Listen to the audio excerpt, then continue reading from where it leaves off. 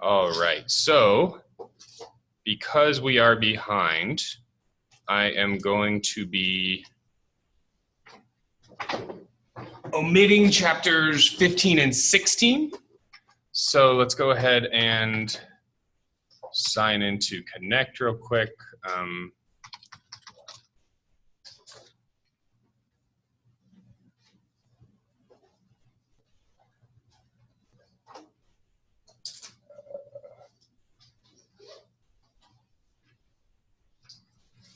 Oh, you guys can't see nothing yet. Haha. Let's turn that dude on. Connect. Screen resolution has changed.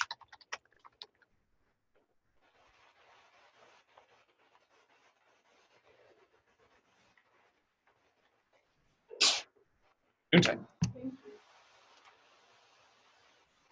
All right, so if we look at student view now. Oh, and those of you that did chapter 10, even though it shouldn't have been due last night, I gave you 5 extra points. So if you want to redo it, you can, but you probably don't want to. And so it's already in the grade book if you've done it. If you haven't done it, it's been extended now. So in week 7, there's just chapter 12, 13, and 14 quiz. That's due on October 6th. So that's not the end of this week, but the end of next week. So my goal is to, by the time we get through October 3rd, oh wait, why does this say September 29th? Okay, so these should change, sorry. These should all be due October 6th. These are all due September 29th. So this is 13 and 14 Learn Smart, which just have 15 questions on them, so it should only take you 20 minutes each. And then we've got chapter 9, chapter 10, chapter 10, and chapter 11 quiz. Some of you are already done chapter 10. I apologize for the error in the due date, but you were rewarded for your diligence. Those of you that have not done it, you will not be punished, and you will get to complete it by this Sunday for full credit. That should be 11. I will change that immediately after class. So you guys will sign in, and you will see, you go to the to-do, and so you'll see assignments due very soon, these different quizzes, and these Learn Smarts. So any questions on that? So we're just going to skip those last 2 chapters. Hopefully we can get to chapter 14. I'm not going to be upset if we don't. I will be upset if we don't get to chapter 13. This one's really important. So let's do our best. So other questions. So I've gone ahead and input your midterm grade into the CSC Online gradebook. And if you have any questions on that, or if there are any errors in terms of what I put into the gradebook, please don't hesitate to send me an email and let me know. Any other questions just about class and just bureaucratic stuff before we jump into the actual material? No, good, awesome. So so we ended talking about monopolies, right? Talking about chapter 8 and monopolies.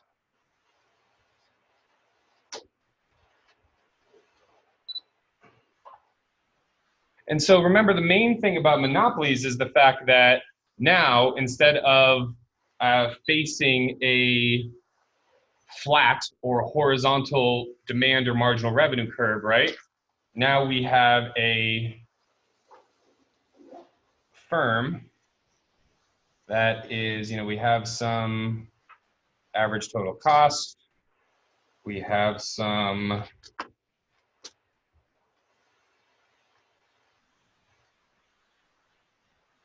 marginal cost. We have some, that's probably it in terms of costs, right? But then we also have a demand curve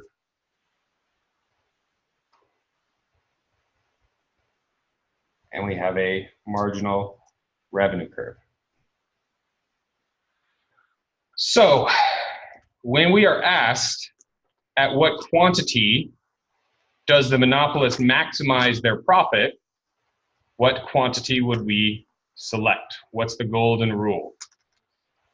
Where MC equals MR, right? So this Q star is always going to be where MC is equal to MR.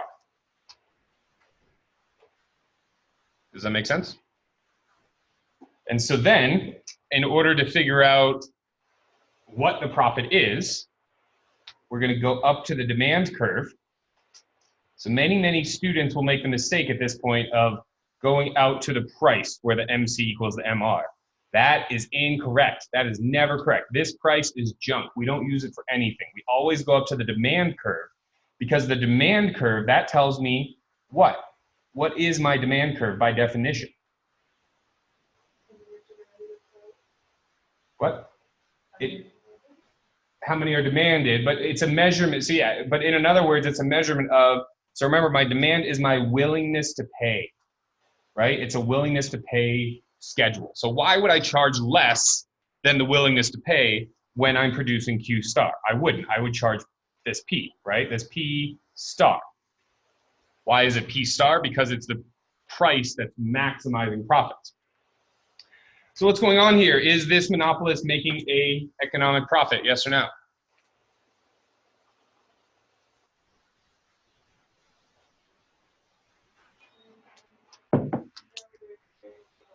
They're experiencing a loss. So how do we know they're experiencing a loss? Well, off to the side here, let's go ahead and talk about profit, right? So profit is what? The difference between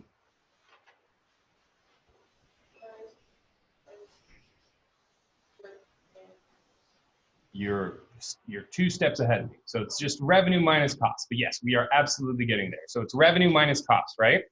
What's revenue? Revenue is no more than the price times the quantity, right? If I had a lemonade stand and I sold 20 lemonades and each one of them was $1, I'd make $20 that day, right? If I paid 10 cents for each lemon and, a cent for each, cube of sugar or something, right? Then my costs would be 11 cents times 20, right? So my costs are going to be, since my average total cost is at 11 cents, right? It's going to be my average total cost multiplied by my quantity. So how do I know that this gives me my total cost? Well, I know that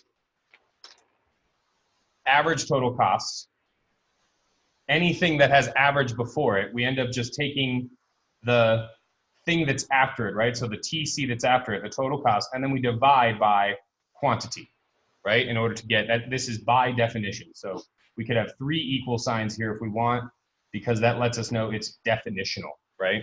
It's by definition here. And so if we wanted to get a formula for total cost, right, which is that's what this is total cost, then we would go ahead and multiply both sides by Q. This Q cancels out with that Q, and we end up with total cost equaling quantity times average total cost. Everybody picking up what I'm throwing down there? We got average total cost times quantity equal to total cost. Awesome. So now we're going to take a like element out of each of these 2 terms, right? There's a Q in each term. So we're going to pull that out. It's going to be Q times, and then what's left over? P minus ATC.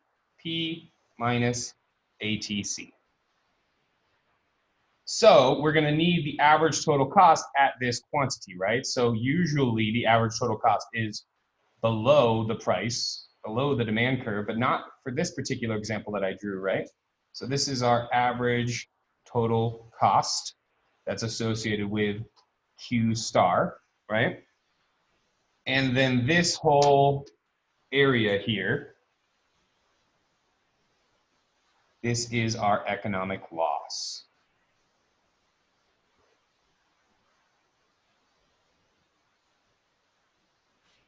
So, even though at 20 lemonades.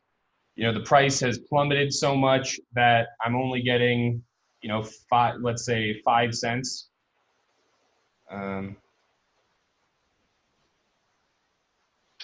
But the average total cost on them, you know, I've done some cost savings, right? I'm using, you know, cheap lemons instead of good lemons, but still my average total cost is, you know, 7 cents per lemonade, right? And so as a result, what's my loss going to be? It's going to be 20 times 0.05 minus 0.07. So 20 times negative 0.02 gives us negative 40 cents as my loss. And so a lot of students may be asking themselves, well, but you know, this is supposed to be profit maximizing, right? Well, remember, profit maximizing is the same thing as loss minimizing, right? Now, I said that we didn't need any other curves when I was first drawing this, but now that we know that they're making a loss, is there another curve that we actually need drawn here in order to figure out what's going on? The average variable cost, very good. So why do we need the average variable cost drawn in here? What is that gonna tell us?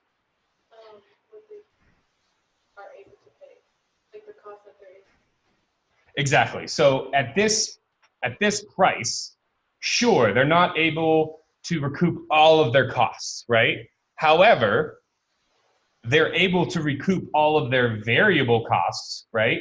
And some of their fixed costs. So that's what this is saying. So at this point,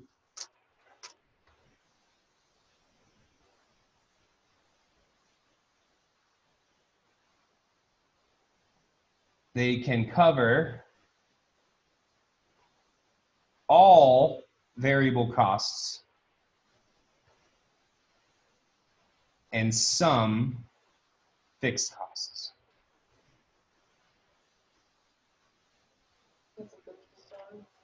That's at the P star, exactly. At the P star, Q star level right here, yeah.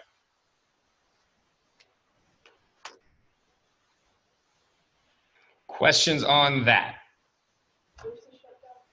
The shutdown point, very good question. That is where the average variable cost meets the marginal cost, right here.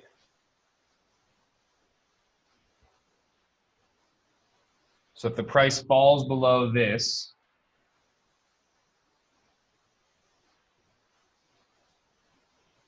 they shut down.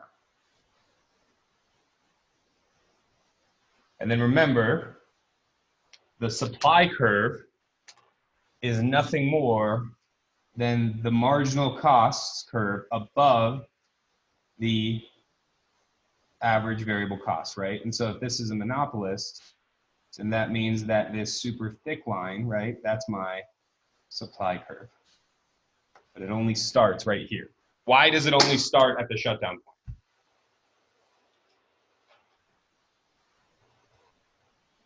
Because any point below the shutdown point is not viable, right? So let's say that the demand dropped, you know, let's say all of a sudden there's a study that says, you know, lemons, are really terrible for you and they cause stomach cancer, right? All the citrus and everything like that, right? So demand could drop so much. And so I know this graph is crowded, but let's just keep it just for the moment. So what if demand dropped so much that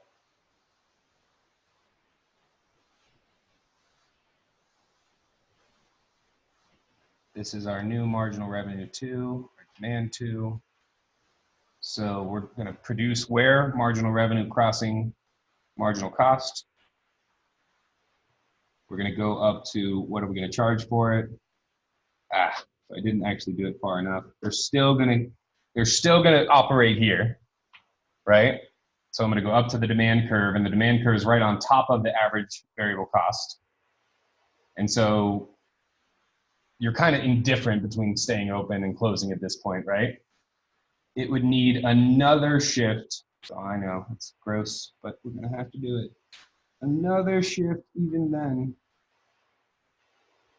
Oh, but then it doesn't cross. Let's redraw that doodle. And now where the marginal revenue crosses the marginal cost, we go up to the demand curve. The price that they're getting to pay is below, right? P too low. It's below the shutdown point. And so if this happens, right? If they're producing where MR equals MC and the demand is up here and the average variable cost is above it, then they're going to shut down.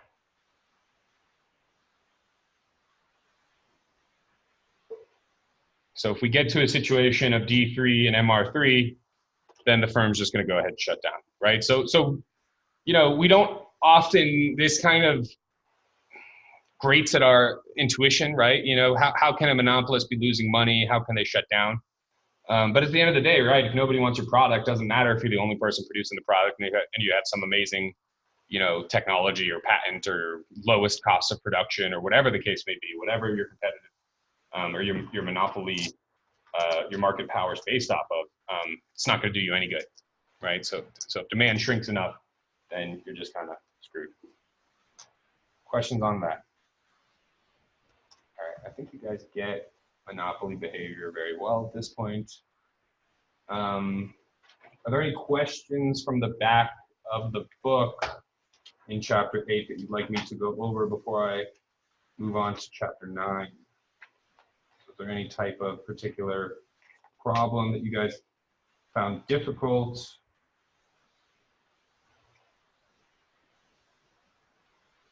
No? Okay, cool. Move on then.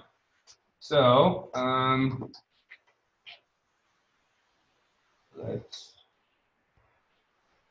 chapter 9. All right, so chapter 9.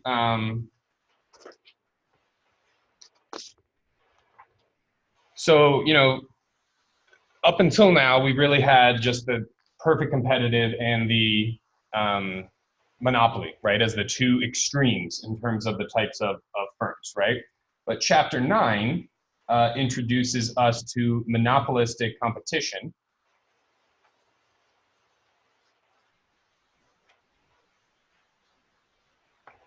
And oligopoly.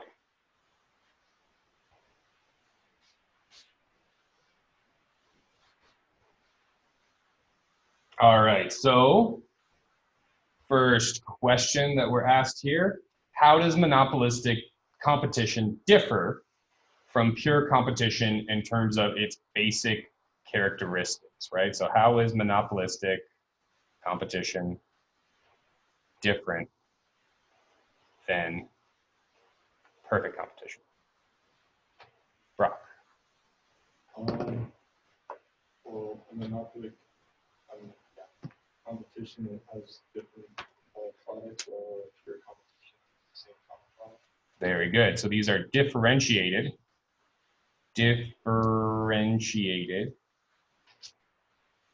products, right? Whereas these are more standardized.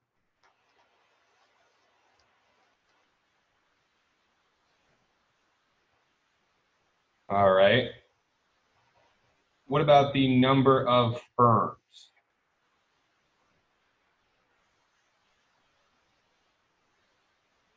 Jacob, what about the number of firms?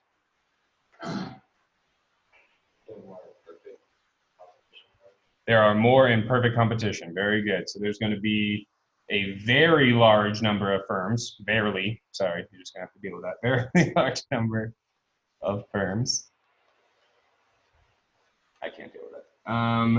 And whereas monopolistic competition, there are very many, right? So there are, sorry, I got to do that. Very many firms. So not a large number, just very many. What about price control, Lydia? What about price control?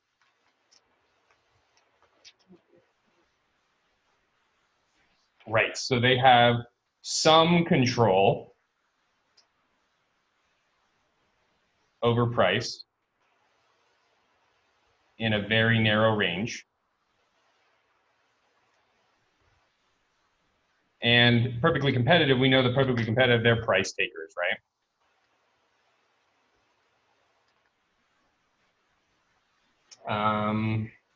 And then what else? What about ease of entry? Are there any barriers to entry for the monopolistically competitive firms?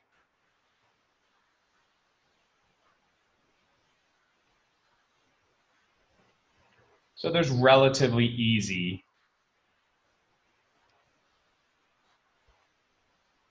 entry. Whereas we know the perfect competition, this is free entry and exit. And then the last thing, what's the last thing that really differentiates monopolistic competition from a perfectly competitive market? That's more with an oligopoly. But yes, there is some interdependence, but an oligopoly is more interdependent because there's less firms.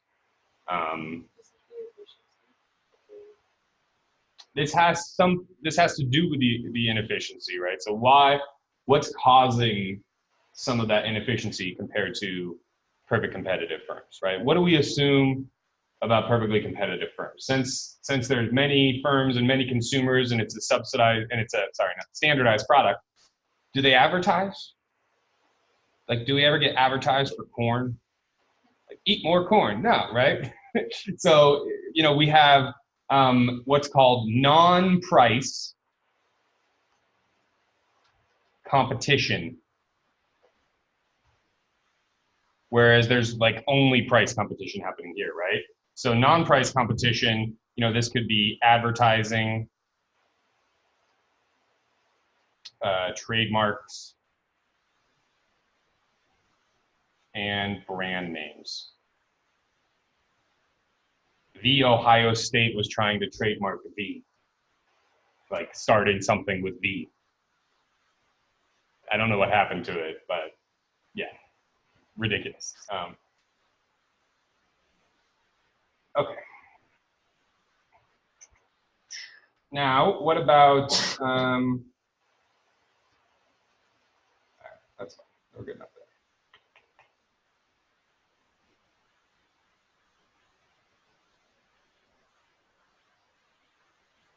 there. I think. Okay, so, some oligopolies, yada, yada. Ah, here we go. This is where y'all need some help. Question 6.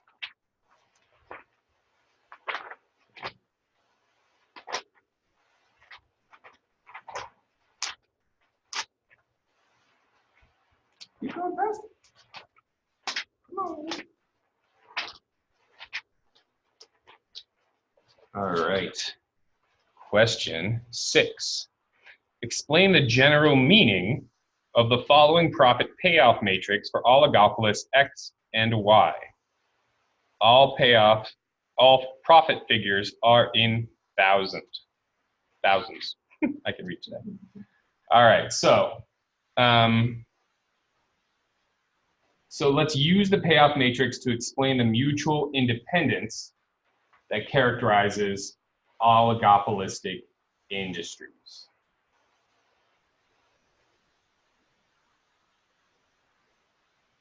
Kaylee.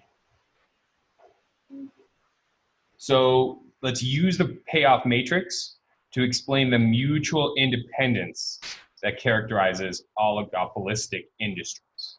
So essentially it's just asking you to kind of explain what's going on in the matrix. Each price is dependent on each other, whether they compare hires or ways to influence it. Well, is it that each price is dependent on each other, or what else? What's in the inside of the payoff matrix? The different options for price. That's on the outside. So this is saying X can choose between setting $40 or $35. Y can choose between setting $40 or $35. And so it says this is a payoff matrix, and all profit figures are in thousands. So if these are prices, then the profits have to be in the payouts, right? So it's telling us the interdependence of their profits and how that depends on not just their price, but also the other firm's price. Does that make more sense? And so the way that we read these is Y's profits are in the lower corner and X's profits are in the top corner, right? And so the way that I usually think of them is you know, if I get confused at all, it's the one that's closer to that, right? You know, 69 is closer to Y than 50, and you know, 50 is closer to X than, right? So yeah, exactly. And they're used, so essentially there's two main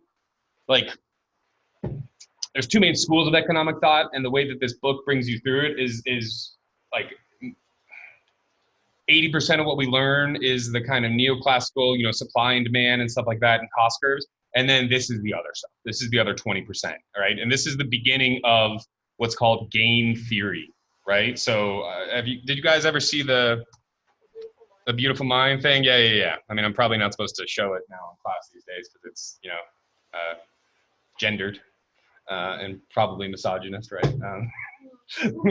So maybe not get myself in trouble, but yeah, it's this notion that, you know, our outcomes are not just the result of our individual decisions, but they're a result of our decisions and how they interact with other people's decisions, you know, namely on pricing, advertising, things like that. And that's going to impact ultimately the outcome that we want. Does the game theory still rely on like supply and demand stuff? No, not as much. No, it's really relying on what we would call like reaction functions, right? And so this is like the graphical kind of, or the visual representation of those reaction functions. So it's essentially saying, well, so there's like a mathematical equation behind the scenes that's saying, given that my price is 35 and their price is 40, that, you know, results in their profit of being 55 and my profit of being 59.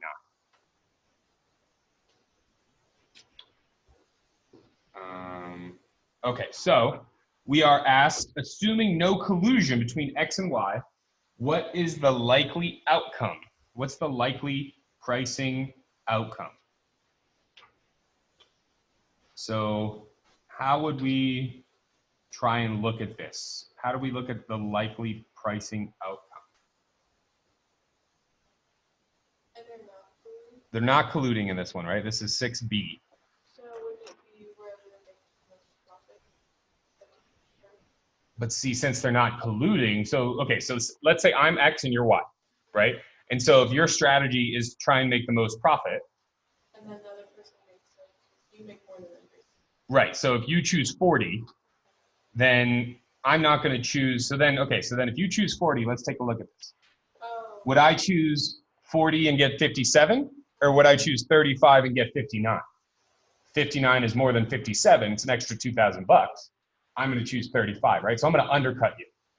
And then the similar thing, if I were to go ahead and signal and choose, or sorry, if I were to signal and choose 40, right? Then you would be making the choice between, well, you could choose 40 and get 60,000, or you could choose 35 and get 69,000. That's 9,000 more, you're gonna choose 35, you're gonna undercut me, right? So the way in which we solve these things is exactly that kind of method that I just showed y'all, in terms of you just cover one of the things up, right? So you essentially say, okay, I'm in Y's position right now. I'm trying to figure out, is there what's called a dominant strategy, right? Essentially, if the other person picks 40, what should I pick? 35, right? If the other person picks 35, what should I pick?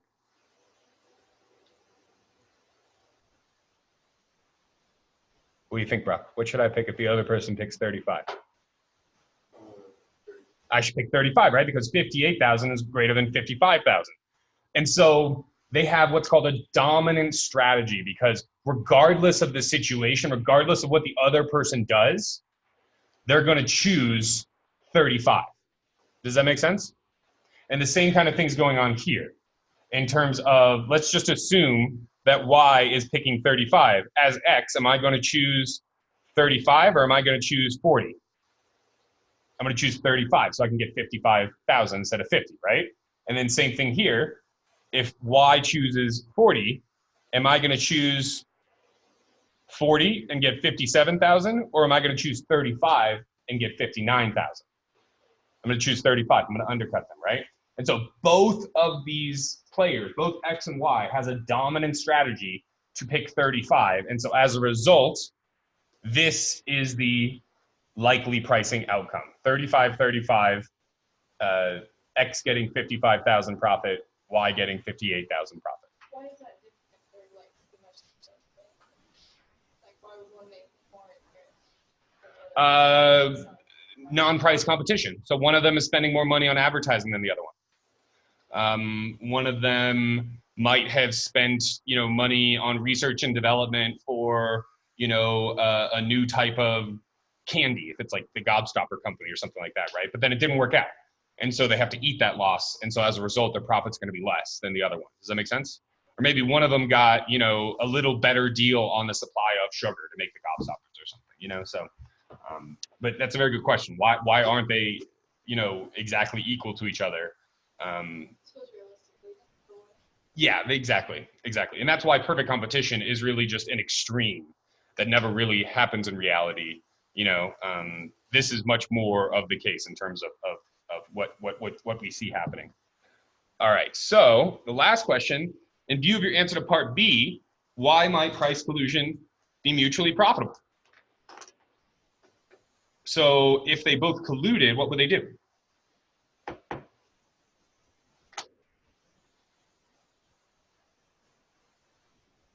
Might be the first time I ever teach this class and I don't have to tell people what collusion means. Thanks, Trump. Every year before, I'd be like, oh, it's this, that's not, everybody knows. They both choose 40, right? They both say, hey, we can make more money if we, just charge 40 and don't screw each other over, right? So by colluding, they're gonna make, Y is gonna make 60,000 instead of 58, and X is gonna make 57,000 instead of 55, right? So both of them are gonna be better off. Now, the last question is, why might there be a temptation to cheat on this collusive agreement? X goes down to 35, they'll make 59. They'll make 59 instead of 57. Or if Y went down to 35, then they'd make 69 instead of 60. So without any sort of enforcement mechanism, over time, even if they collude, like, 1 year or 1 quarter or something like that, over time, they're going to start cheating each other and they're going to go back to that equilibrium, right? And it's actually called a Nash equilibrium because that story was true. The whole A Beautiful Mind, that's based in reality. And he was the first dude. He won a Nobel Prize for essentially inventing, this way of looking at problems and solving for problems. Yes. Yeah, he ended up having schizophrenia and it ended up being, like he thought he was working for the CIA and stuff and getting signals from his newspaper. It was very sad when you really think about it, because just like it says, a brilliant mind kind of gone to waste because of the mental illness. So sad panda. All right.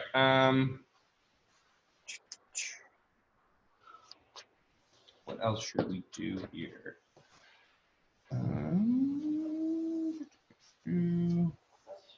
Yes. So what happens if they both decide to cheat? They go down to 35. They're both making less money at that point than if they both have 40, right? So then, Yes.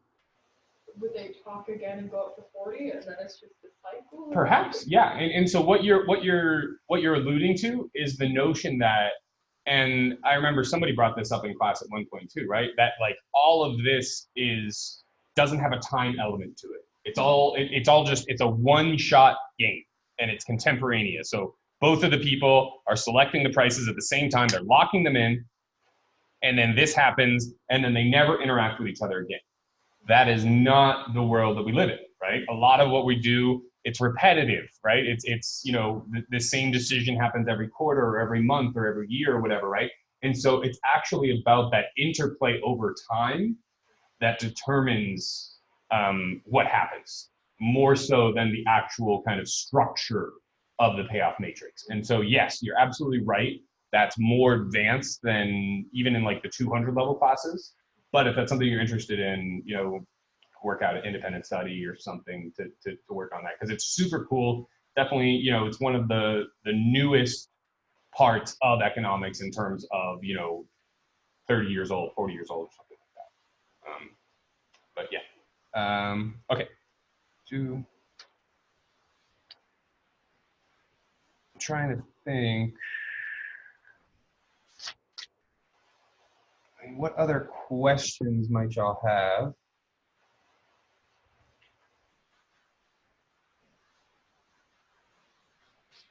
I mean, this is kind of just plug and chug stuff.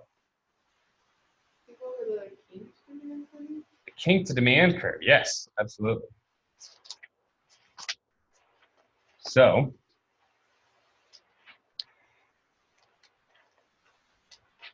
this is when we try and represent the kind of full market.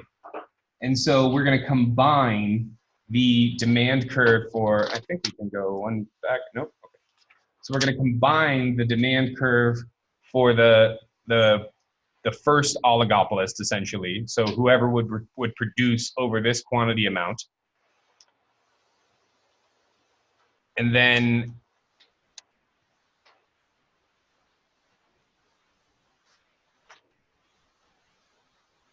it says the rivals are going to ignore a price increase above the going price P0. But if there's a price cut, then they're going to follow that.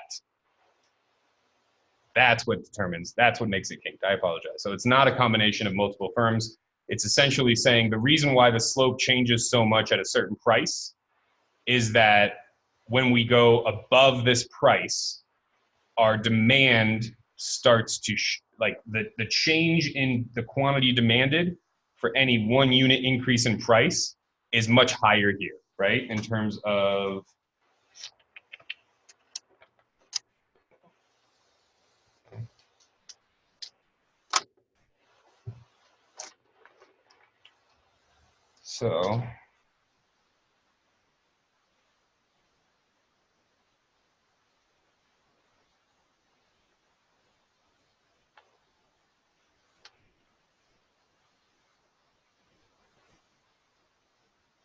so if we have a 1 unit increase in price, that's going to decrease our quantity by, you know, I don't know, 4 here. Whereas a 1 unit increase or decrease in price when we're going here is going to have a change in the quantity of, you know, a half. So it's essentially, so the kink demand curve shows us that if the price goes above the P0, the total revenue is going to decrease for the oligopolist, right? And that's because the percentage change in the quantity is going to be greater than the percentage change in the price.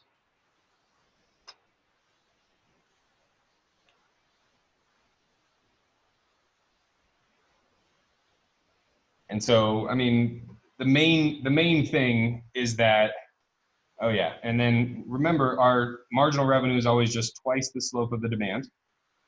So we're going to have demand 1, demand 2, the marginal revenue is twice the slope, but then it stops whenever we get to this inflection point. And then ... It's a discontinuity, right? And then it's going to be somewhere down here, continuing.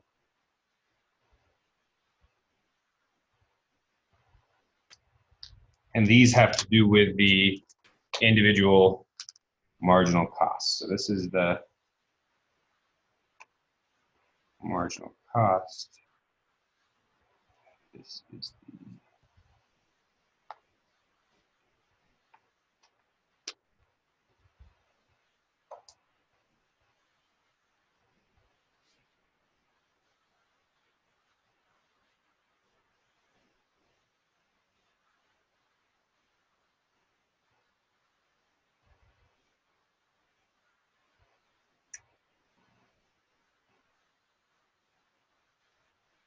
Now, however, so it talks about because of product differentiation, the sales and total revenue are not going to go to zero, right? So it's not as if in perfect competition, if you rose the price above P0 in perfect competition, what happens to your revenues?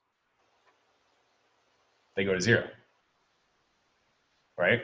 You're a price taker. If you try and charge more for corn than other people, they're going to go to zero. So here, if you raise the price, you're going to lose a bunch of your sales. You're going to lose way more of your sales, right? In terms of the percentage change in the quantity that's decreasing. It's going to be way more than the percentage change in the price that's increasing. But you're still going to be making money.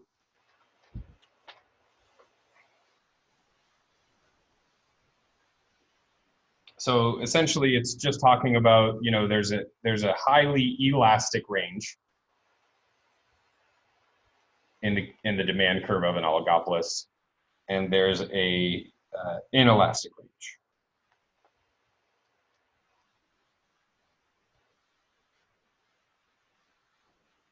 Well, we just want to say it's less elastic over here.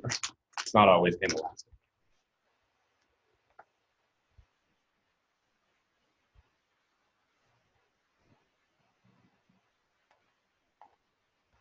Make sense?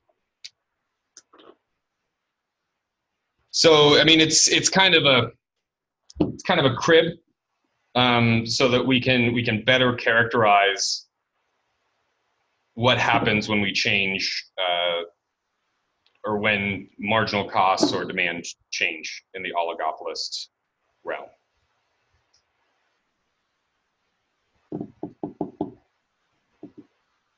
Questions on that? Let's see if there's a question in the back of the book using that.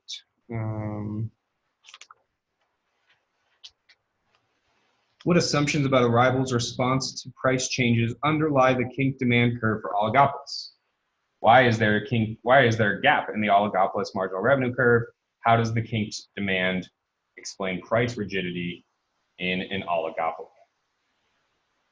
So the assumptions that are going into this, right? So the first one is that rivals match price cuts.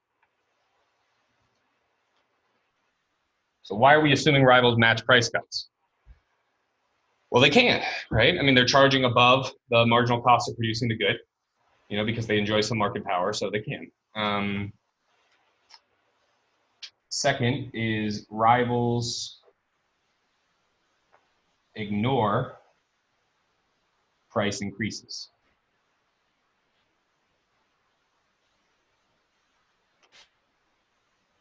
And then we're asked what's going on with the gap in the marginal revenue curve, right? This discontinuity, this dash, dash, dash. And so this results from the abrupt change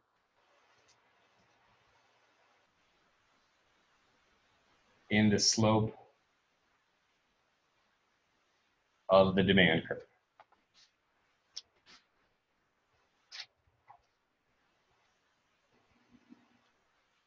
And so how does the kink demand curve explain the rigidity, the price rigidity in oligopoly?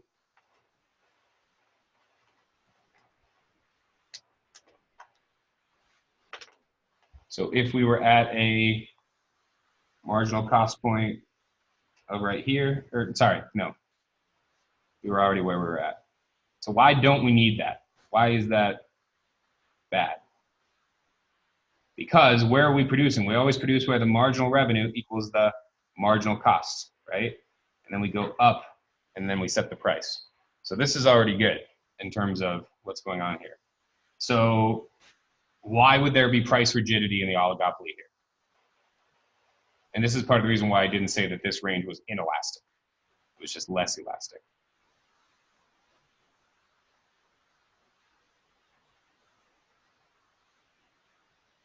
What happens if they change their price? We know that if they increase their price, what happens?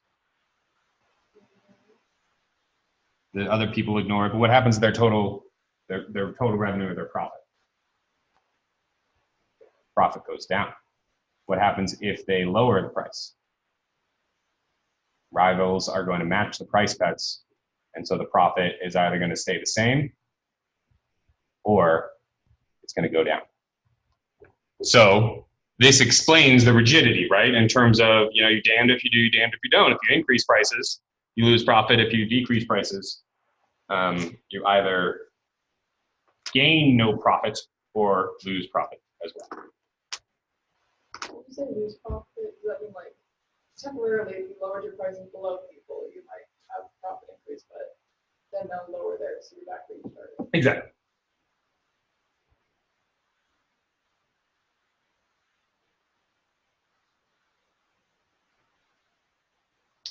So the last one, let's just talk about question 9, and then we'll move on to chapter 10.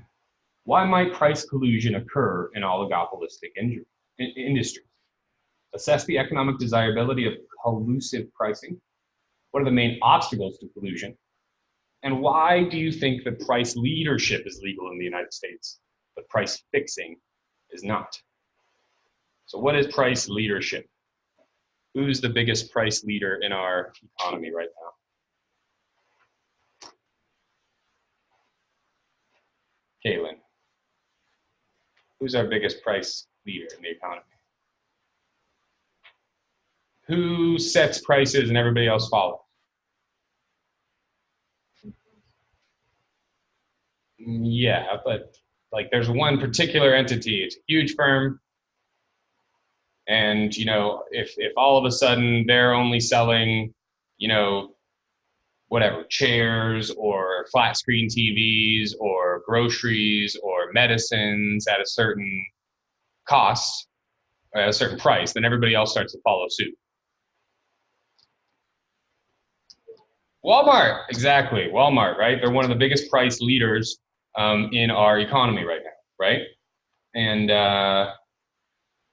so why would we think that price leadership is okay, but price fixing is not? So first of all, why might price collusion occur in these oligopolistic industries? We already saw this with our payoff matrix, right? In terms of the game theory, right? They're going to be, it's going to increase their profit.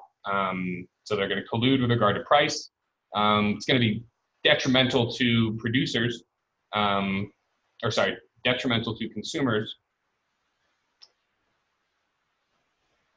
But it's good for producers. So this also says, you know, in a recession, it's nice to know that your rivals will cut prices or quantity, so a mutually satisfactory solution can be reached. It's also convenient to be able to agree on what price to set to bankrupt any would-be interloper into the industry. But from the viewpoint of society, not necessarily so that's the viewpoint from the producers, right? It'd be nice for the producers because, you know, then you know that nobody's going to undercut you in a recession. And, you know, everybody can agree with what price, you know, is actually going to bankrupt us in the industry. But from the viewpoint of society, it's really not economically desirable. The main obstacles to collusion are differences in demand and differences in costs, right? So we saw that with the different profit payoffs, right? In terms of you know, if they're charging the same price, why is one of them getting 38 and the other one getting 36? So there also could be cheating, right? You know, pays to cheat by selling selling more of the good at below the agreed upon price. there's also potential entry of new people, and there's legal obstacles, right, in terms of antitrust laws making collusion illegal. And so they look for like these smoking guns, this evidence of collusion. And sometimes they will have emails where people will be like, well, why don't we just buy out the other company? That way we can just set the price of whatever we want. Like literally, like these are Fortune 500 CEOs making millions and millions of dollars every year, and they don't have basic economic knowledge of antitrust to not implicate themselves with emails. Crazy. So why is price leadership okay, but collusion is not, right? Well, price leadership is just essentially you're following the dominant firm's price. So it's not that Walmart's making you price your socks 5 pairs for $12, right? But if they're pricing their socks 5 pair for $12 and you're trying to price your socks 5 pair for $20, why is anybody going to buy your socks? They're socks. There's not that much product differentiation you can do with socks. Oh, these ones absorb sweat better. Oh, these ones stay white longer or whatever, fit your feet better, right? They're freaking socks. So they're not compelled to.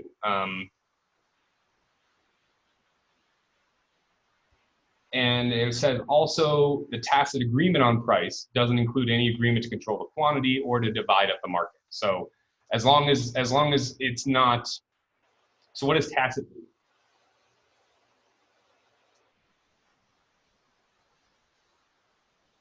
Implicit, right? Not out loud. Kind of, it's implied. So they're not explicitly coordinating with each other. They're not controlling the quantity produced, and they're not saying, okay, you get 30% of the market, and I get this much, or you get all of the housewives from the Midwest, and I'll get all the single dudes from California or something, right? They don't split it up like that.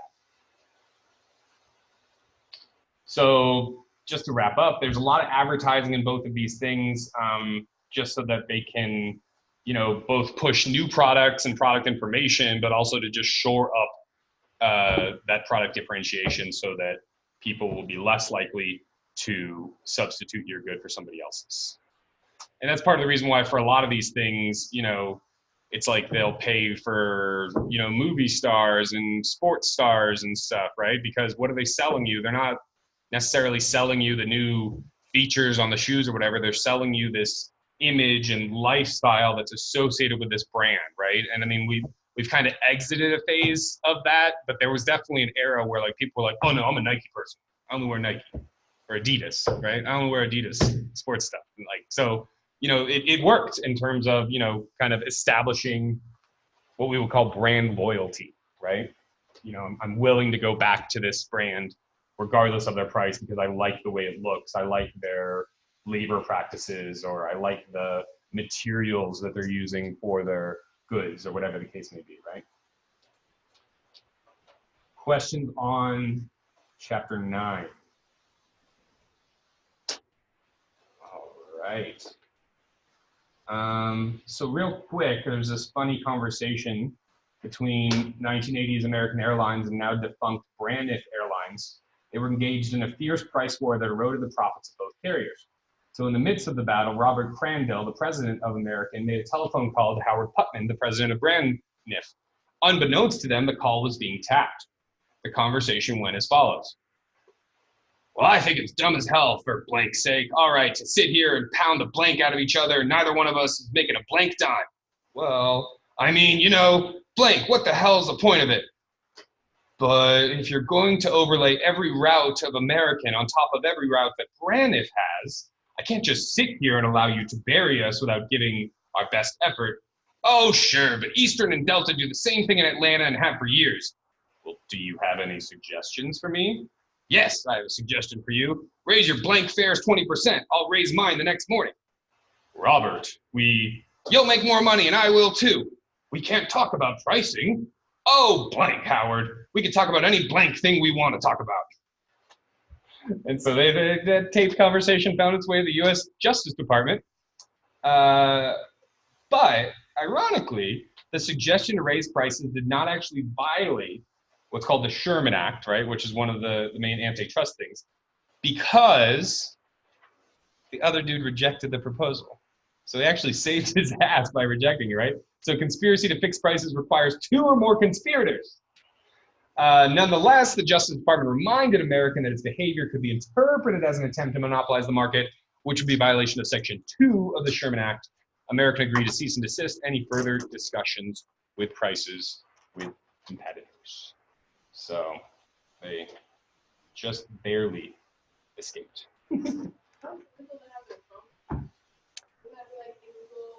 Oh, they had to get a judge. Yeah, they had to get a judge to do that. I mean, so they had some reason, they had some prior suspicion that these people were doing some nefarious collusion practices or something like that.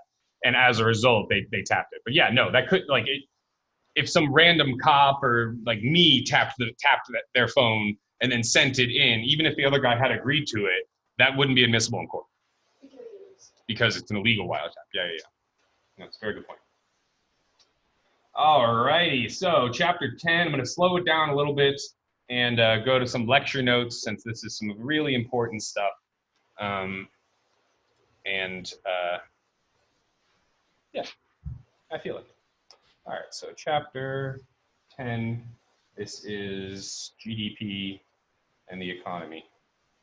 So gross domestic product. So is this the first time a lot of you have heard about GDP? Maybe you've heard it in the news, but you didn't know what it was. So at the end of the day,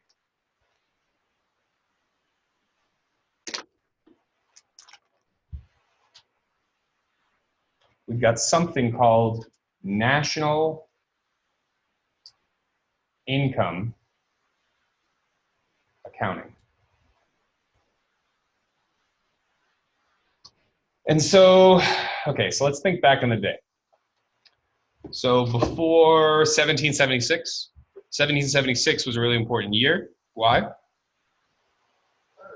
America was founded, but also a bloke named Adam Smith wrote a book called The Wealth of Nations that completely upended our understanding of the world and of the economy.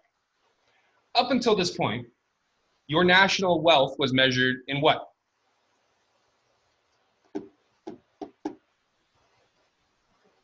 Gold. Gold, yes. Shiny, hard, doesn't erode. Why did you need gold? Why was your gold measured in national wealth? What were some of the things we used gold for in the kind of pre-industrial age? It was not money backed by gold. It was actual gold. It was gold stocks. Why did we need gold? What did you use gold for in the past? What about the feudal era? What did you use gold in the feudal era for? 2 main things. Your lords and your ladies, what did they accept payment in? Did they accept payment in some paper scripts that, you decided were worth something? Hell no, they wanted gold. They wanted shiny, hard metal gold, right? So in order to keep your political establishment supported, you needed gold. Why else did you need gold? Are all wars fought by the countrymen that are in the wars? Anybody know about the French Foreign Legion? It's one of the longest standing armies that's never missed a payment. They've been paid for like over 120 years or whatever, right? Mercenaries. In order to pay your mercenaries, you had to pay them with gold. They weren't going to take some paper that was tied to your state or whatever, right? These are, international cutthroats, men for hire. And so gold was the standard. If you didn't have as much gold as another country, you were not as wealthy as that other country, okay? Then Adam Smith comes along and says, actually, it's not this gold thing. And I've told you guys this a few times, but it's one of my favorite quotes in economics. It's, I finally understand economics. It's the confusion of stocks with flows. And so it's relevant to this point because Adam Smith was saying, it's not this stock of gold. It's not the amount of gold that you have amassed. It's actually your economic activity every year. That is the true, wait for it, wealth of nations. That was the title of his book, right? So national income accounting, he's really the father of it. It measures the economy's performance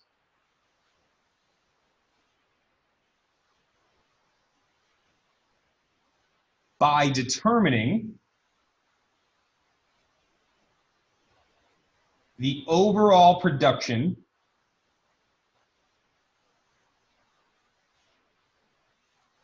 and income over a period of time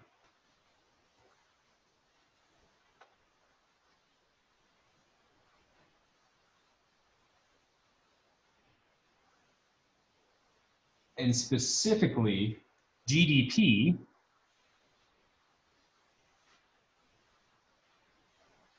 measures the market value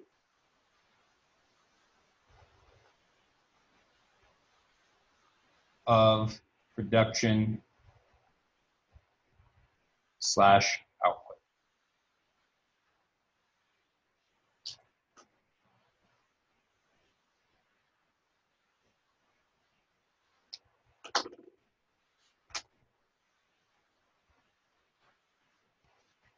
Some very important points. GDP is the monetary value, monetary measure of the total market value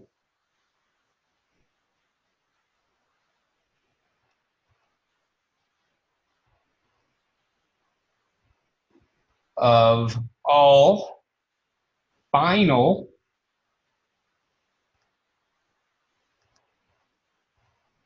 goods and services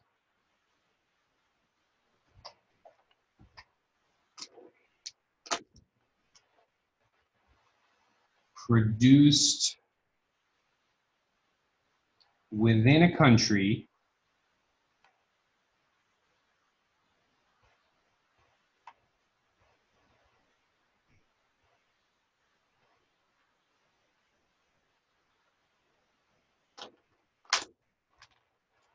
in 1 year. So there's a lot of caveats to this definition, right? It's the market value.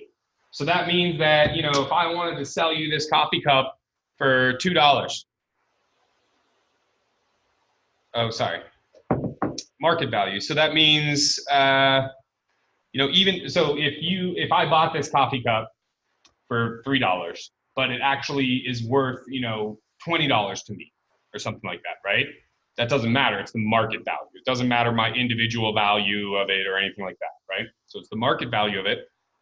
If I sold you this coffee cup for $2, it would not be counted in GDP because this is not a final good, right? I've used this cup. Any used goods or services are not counted in gross domestic product, right? Kind of a huge flaw, if you ask me. Anything you buy at a thrift store, any used car that you buy, used video games, used video game system, anything you buy on Craigslist, all that stuff, not counted in GDP, okay? It's final goods and services when you go and buy something brand new, and it has to be stuff produced within this country. Produced within this country. So if it's produced elsewhere and imported, like I'm sure this cup, yep, made in China, it's not part of GDP when I buy it from Walmart, right? But if I, you know, when I tutor students, that is part of GDP, right? Because I'm an American citizen, I'm doing it in America, they're paying me for a service, it's a final service, and it's in the country. And then the last thing is within 1 year, right? It's got to have some time period, you know? So, you know, it's essentially arbitrary that we pick the year as opposed to anything else, right? But it's just, it's over a certain time period. Questions on this? Very, very important definition here.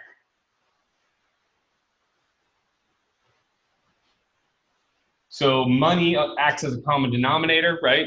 You know, so we sum different sodas or sofas and computers. We need money to get those apples and oranges alike, right? So the reason why it only includes final products and services is because it wants to avoid double or multiple counting, right? So, let's see here. So,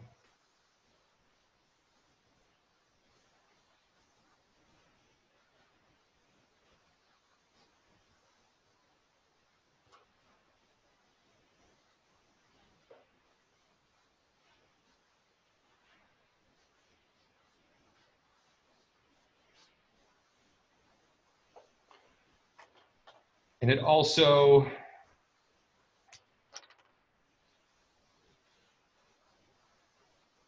well, Does that would make it seem like we have more output than exactly. And so the main thing is by eliminating intermediate inputs.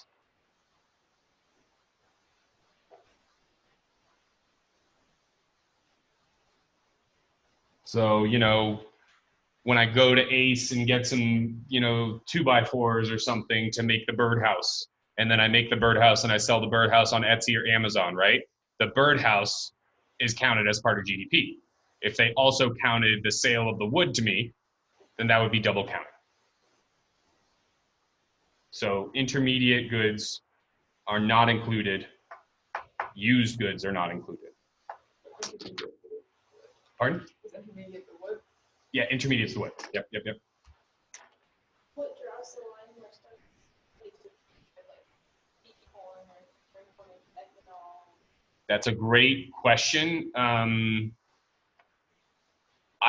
So essentially they try and, the Bureau of Economic Analysis, they do their best to analyze, both the records and the process that these companies are using and try to get a best estimate of it. But yeah, of course, there's going to be, so like my father, was a builder and remodeler, right? And he would go to Home Depot and he would buy, all sorts of wood and tools and things like that, right? How did they know that that wasn't the final good, that it was an intermediate good? They didn't actually, because there were other people that were buying, stuff from Home Depot to not actually produce anything or whatever, right? Like if you buy a piece of wood and, I guess, I don't know, just to fill a hole or something like that, that would technically be new production, right? That was sold. Now, maybe that wood's not produced in the United States, but I don't know, with the tariffs, a lot of the wood and things like that have started to be produced in the United States again. That's a great question.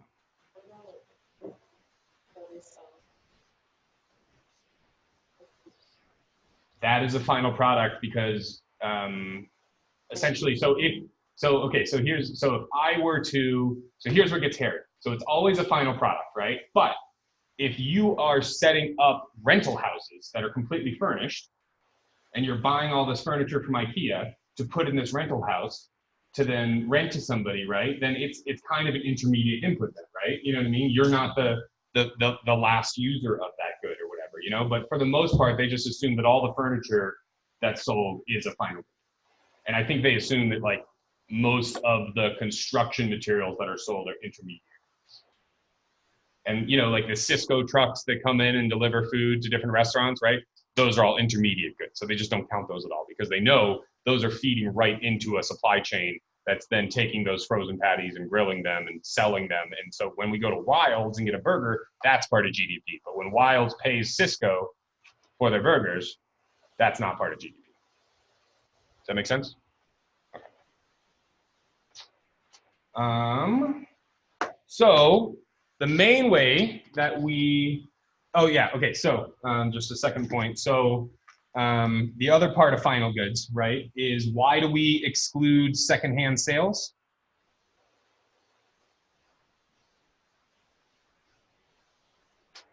Why is that? It's because they don't represent current output.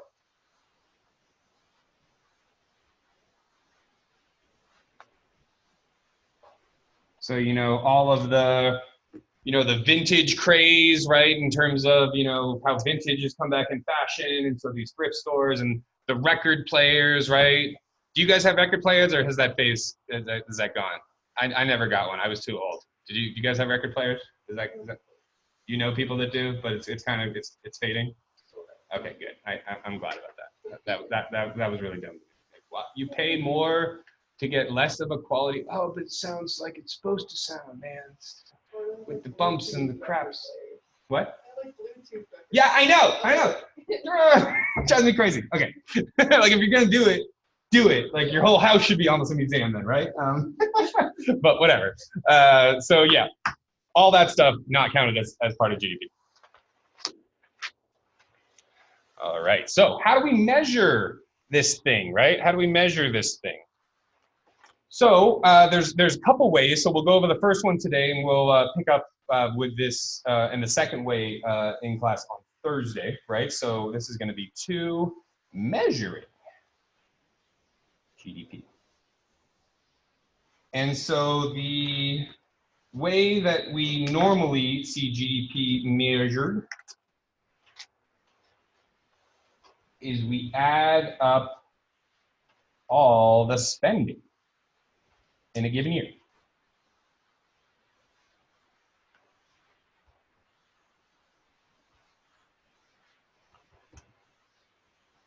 And so in order to do this, our GDP is divided up into 4 different categories.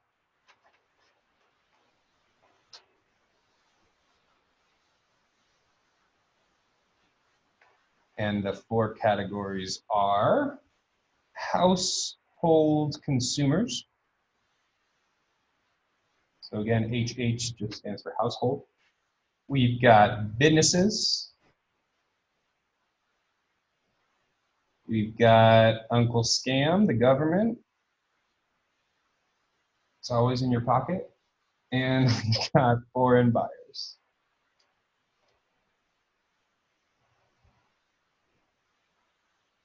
All right, let's jump in, talk about the first category. Personal consumption expenditures. Expenditure is just a fancy way to say spending. And so this we represent by C. The letter C. And this includes durable goods.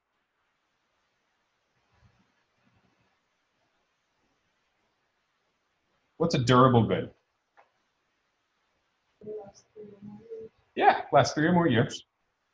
You got a good memory. So, you know, televisions, laptops, bicycles, right? You know, refrigerators, all that crap. Non-durable goods is all the rest of the stuff. So, you know, it's food, but it's also clothing and I'm trying to think what other stuff. You know, probably like cheap pots and pans and other stuff, you know. If you get a good set of pots and pans, that's gonna last you more than 3 years, but if you get crappy Walmart ones, then that's no good. And then the last one is services, right?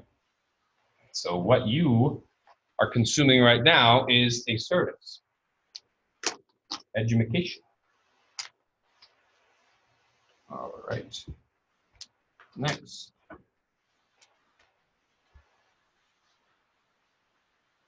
Gross domestic, or sorry, private domestic investment.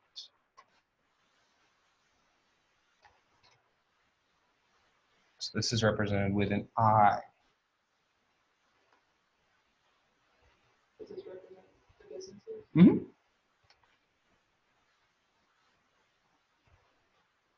And so this is going to be all final purchases of machinery, equipment, and tools. So my dad buys a new belt sander, when the frozen yogurt place puts in a new machine, when Wilds expands its kitchen or expands, how much room, the tables that they have or whatever, right? That's all part of this gross investment. What about, I kind of jumped ahead of myself. B, all construction.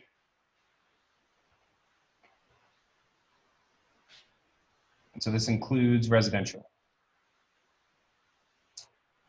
Does that include construction workers or just the company? It's just the amount you're getting paid. So, if my dad built a new house for somebody or whatever, it would be whatever they're paying my dad. So it's not necessarily the paychecks that my dad are providing to his workers or the money he's spending. Those are all intermediate inputs, right? But this one really trips people up because it's in investment, but it includes both commercial and residential construction, right? So it's just definitional essentially because where else would we put new housing construction? We can't put it in consumption. It's way more durable than, a lot of the durable goods and stuff, right? We can't put it in the government sphere because the government's not the one that's buying the houses or building the houses. We can't put it in the foreign buyer sphere. So, it just process of elimination and kind of just gets tossed into the investment category. I mean, it is an investment, right? Then the other one is, and this one is, I would say a bit difficult for some students to get. How are we doing on time? Okay. So C is changes in business inventory.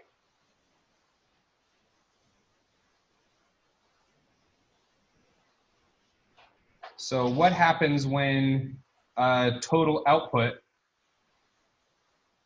oh, sorry, I shouldn't use Q because we've been conflating. We've been saying Q is the same as total output and total sales, right? But that's not always the case. So what if total output is greater than total sales? Well, the result of that is going to be excess inventories.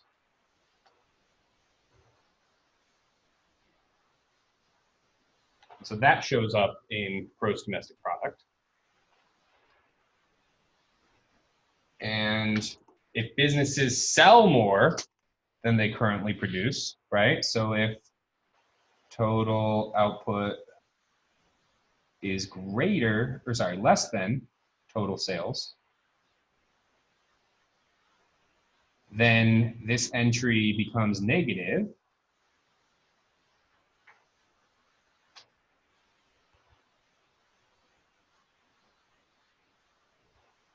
And companies draw down their inventories.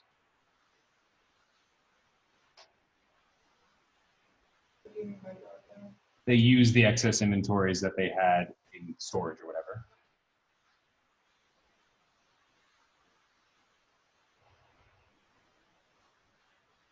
All right, we will pick up on B2D non-investment transactions in class on Thursday. Hope you guys have a great rest of the beginning of your week, and please send me an email if you have any questions.